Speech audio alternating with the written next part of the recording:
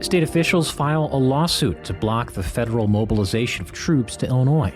That's one of the things you need to know to start your day for Tuesday, October 7th. I'm Ryan Denham, and this is WGLT's The Leadoff. Now let's lead off with Illinois and Chicago filing that federal lawsuit to block the Trump administration's planned deployment of National Guard troops to the state. WGLT's Ben Howell has more. Attorney General Kwame Raoul filed the lawsuit after Trump officials over the weekend ordered 300 Illinois National Guardsmen be activated to Chicago. Trump also asked Texas to send 400 Guard troops to other states, including Illinois. The White House claims the deployments are necessary to protect federal immigration agents who have clashed with protesters amid heightened immigration enforcement. Governor J.B. Pritzker says this is a targeted and premeditated move by Trump, and that the president wants to use it as a pretext to invoke the Insurrection Act. That would give Trump the authority to use federal troops to quell civil unrest. Donald Trump is using our service members as political props and as pawns in his illegal effort to militarize our nation's cities. Pritzker says federal authorities are unlawfully detaining people, including U.S. citizens and legal residents, targeting peaceful protesters and journalists. They need to stop inciting our city's residents. The lawsuit argues the Trump administration can only federalize a state's National Guard in cases of invasion, rebellion, or if the federal government cannot enforce federal laws, and that none of those circumstances exist. Here's Kwame Raoul. The American people, regardless of where they reside, should not live under the threat of occupation by the United States military.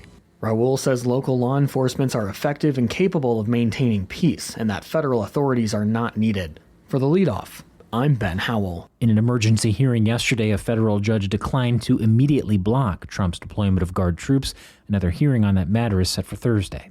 Here are some other stories we're following in the WGLT newsroom. Protesters and journalists say their First Amendment rights are being trampled by tear gas and rubber bullets in Chicago. A new lawsuit contends ICE and Border Patrol agents are trying to silence the plaintiffs by using flash grenades, exploding pepper balls, and other non-lethal weaponry. Bloomington police say a juvenile girl was hospitalized after she drove her car into a Kohl's department store building at Eastland Mall early Monday morning. That crash sparked a fire inside the exterior walls of the store. And registration is now open for low-income families to get gifts at the 43rd Annual Children's Christmas Party in December. It's a joint effort of organized labor and the McLean County business community. You can find more on these stories at WGLT.org. The ongoing dispute over sales tax money that the city of Bloomington and town of Normal shares with McLean County government has additional layers of tension and uncertainty.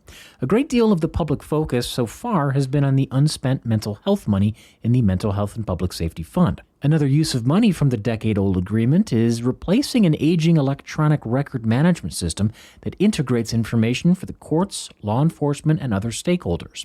WGLT's Charlie Schlenker reports there has been a lot of unhappiness about that project. The aging suite of programs called the County's Electronic Justice System, or AEGIS, has tied multiple police agencies, prosecutors, court services, circuit clerk, juvenile probation, and the coroner's office together with a common set of records and access. It also uses software that's no longer supported and contains security vulnerabilities. The process to replace it started a few years after the parties signed the sales tax sharing agreement. All stakeholders, including McLean County Sheriff Matt Lane, acknowledge it hasn't gone well. This was years in the making, and a year longer than it probably should have been. Lane says 1.5 years to 2 years is the industry standard to get a new system up and going. This took 5 years. Some of that is the pandemic. Some is getting many stakeholders together and coordinating deliberations. And Lane says some of the delay is on the county.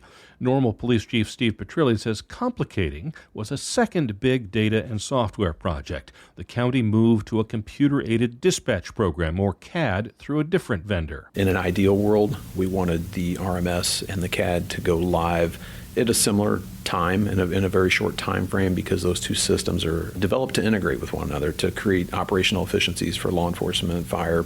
But some of the delays that were experienced through the RMS project ultimately delayed the CAD implementation as well. It's not simple. The stakeholders picked the same vendor as Aegis to do the new system, a firm called Caliber. The idea was Caliber already had experience with the county's data and the needs of courts, police, prosecutors, and so on. Petrilli says there have been lots of problems. There's a litany of issues, most of them revolving around data migration. I like the way Caliber is responding right now. They weren't responding well during the testing phase, in the correction, in the adjustment phase before we could get this thing to go live. I think it delayed quite a few things. The stakeholders have also not been happy with how the county managed the new RMS effort. WGLT obtained a report from consulting firm Mission Critical Partners through the Freedom of Information Act.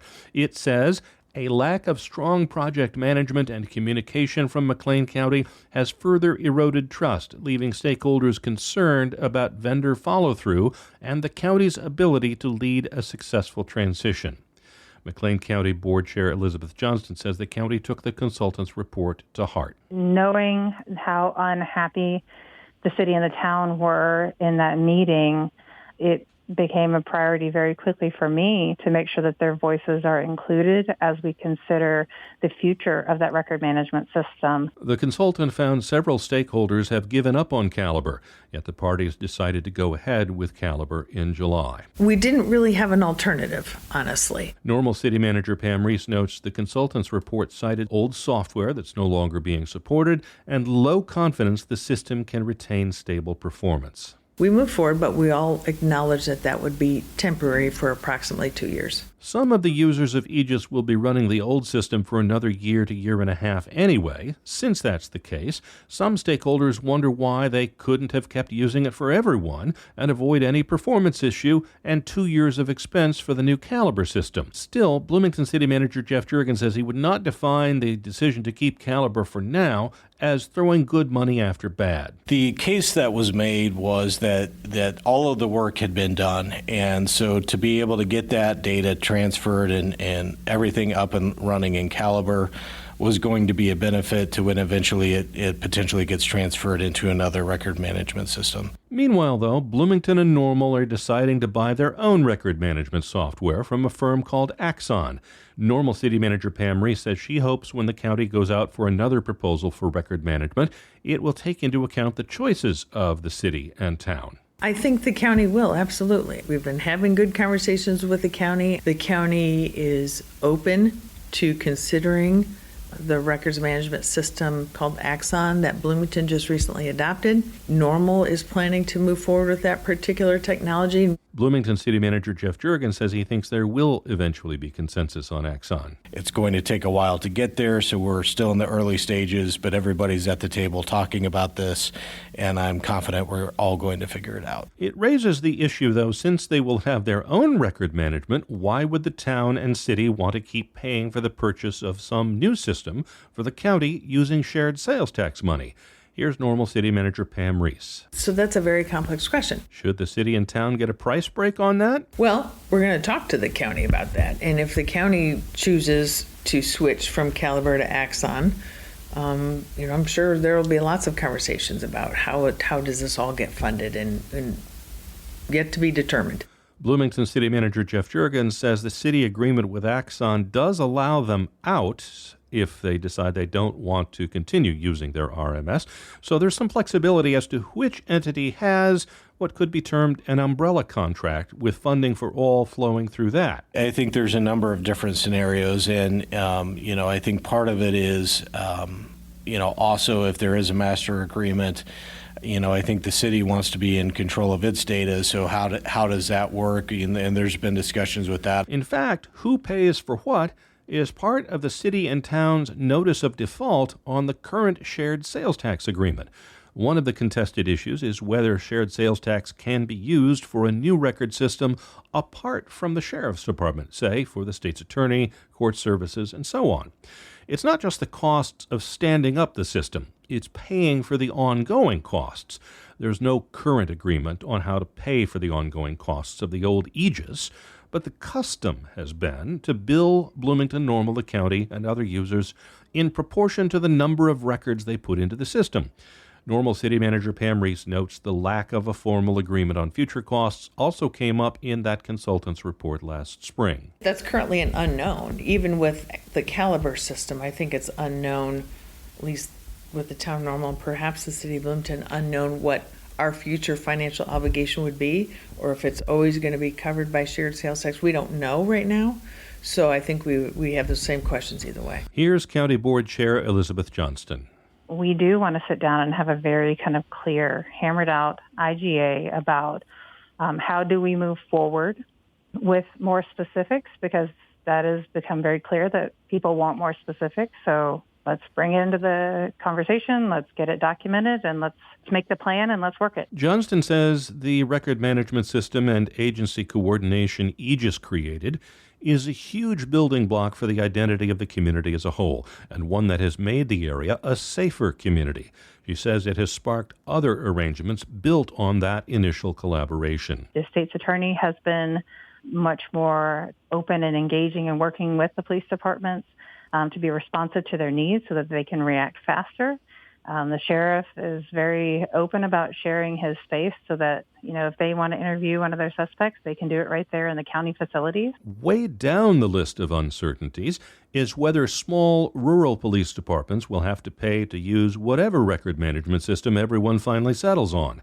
They haven't had to pay so far since they don't put in many records at all, and there's agreement there is value for small police departments to have access to records when someone of interest comes into their towns. The city and town dispute with the county over whether court services and state's attorney and other non-sheriff stakeholders should get to use sales tax money for their software may complicate the issue for tiny police departments, too. I'm Charlie Schlenker. Before we let you go, the McLean County Board's Land Use and Transportation, Health, and Property Committees all meet today at the Government Center. You can find agendas for all those meetings at mcleancountyil.gov. And that is it for today. I'm Ryan Denham. You can subscribe to the Leadoff on the NPR app or wherever you get your podcasts. Hi, this is Steve Inskeep with NPR News, and I'm so glad WGLT has given me an opportunity to say this. We are all figuring out the world together, and your financial support keeps local news strong. At a time when journalism is under attack, honestly, and public media lost federal funding, of course. But people who use this service have always been the largest single source of support for this service, so it goes on as long as you want it to.